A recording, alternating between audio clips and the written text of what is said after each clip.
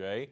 Minnesota's walleye season begins at 12:01 Saturday morning. I talked with Channel's walleye angler Terry Tuma about this year's opener and asked him how the long winter and cold, wet April might affect fishing this weekend.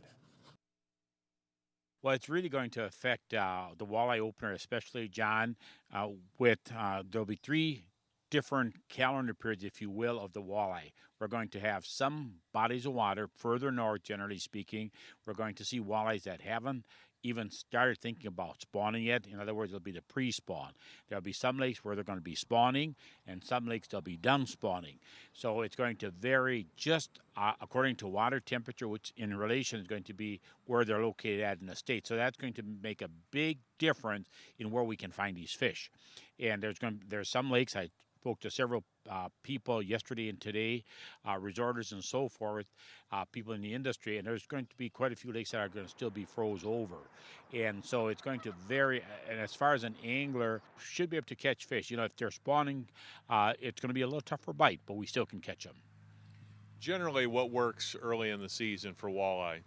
There are three ways that's going to work very, very well. One is going to be jig and minnow, which is very productive, light bait rigging with either minnows and or leeches. And then the third is crankbaits. And so many people will say, well, crankbaits don't work when the water temperature is so cold. That's absolutely not true. Crankbaits will catch walleyes in 30-degree water temperatures. It's just that small, slow, and subtle at that time or at this time. And so there'll be three very efficient ways of catching those fish. Governor's opener this year in the Brainerd Lakes area. What's fishing looking like up there? Well, ice just went out on Gull, John, and so it's going to be that stage of are the walleyes going to be spawning or just prior to spawn. But along with that, there's a lot of lakes right in that general area that can be extremely productive at this time of the year, some of the smaller lakes.